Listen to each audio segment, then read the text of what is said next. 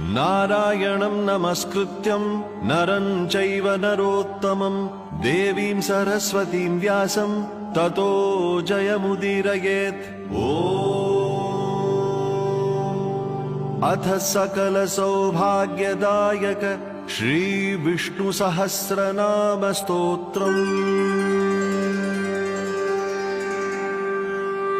शुक्लांबरधरं विष्णुं शशिवर्णं चतुर्भुजं प्रसन्नवदनं ध्यायेत् सर्वविघ्नोपशान्तये। यस्य द्विरदवक्त्राद्यः पारिषद्यः परशतं विघ्नं निघ्नन्ति सततं विश्वक्सेनं तमाश्रये।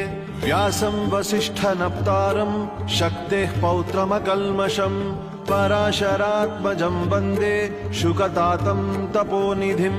व्यासाय विष्णुरूपाय व्यासरूपाय